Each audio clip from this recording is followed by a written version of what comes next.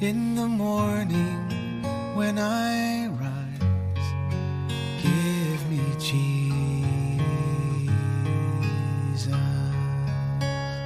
Good morning.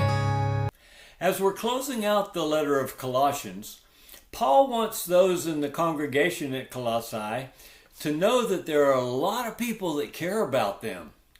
Yesterday, we listed a bunch of the folks that are being sent to them so that they can know the details of Paul's situation as he was arrested and is being held in prison. He doesn't want them worried about him. He wants them encouraged because Paul is staying strong in his devotion to the Lord, even in the midst of circumstances where he's being held in prison. Today, we want to talk about how even though these folks aren't coming to you, they love you and care about you and send you their greetings. We're in Colossians chapter 4, and today is verses 12 through 14, and they say this: Epaphras, who is one of your number, he's from you guys, he's from Colossae, a bondslave of Jesus Christ, sends you his greeting, always laboring earnestly for you in his prayers. Prayer works. Epaphras is praying for this congregation. Have you heard stories about how someone comes to the Lord and then they find out that they had a grandmother or an aunt or somebody who was praying for them earnestly for years and years until they finally said yes to Jesus?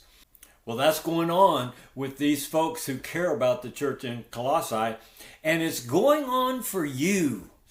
God has identified folks to be praying for you. Holy Spirit is spending all day, every day, drawing folks to come to the Father through Jesus.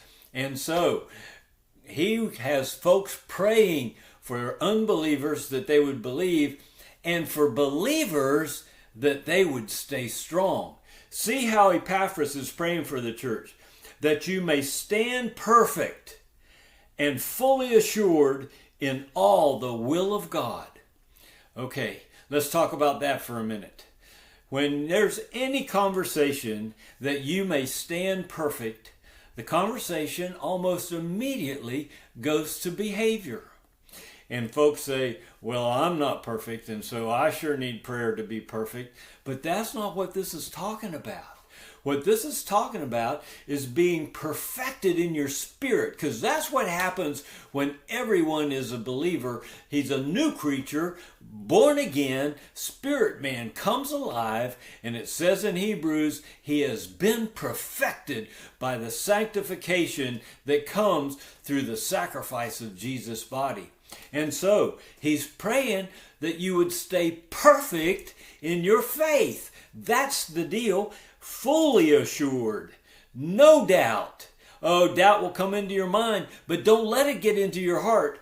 Fully assured in all the will of God. So, you got to hear the voice of God so that you can know his will. Epaphras is praying for the church in Colossae in this way.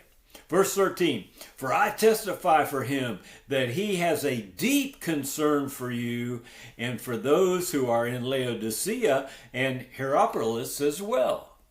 Verse 14, Luke, the beloved physician, sends his greeting also, and also Demas.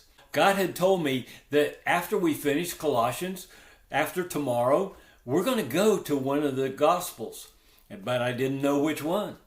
But when I read that, the Lord screamed to me, Luke is where we're going next. And so just like Luke cared about the folks in Colossae, Luke cares about you.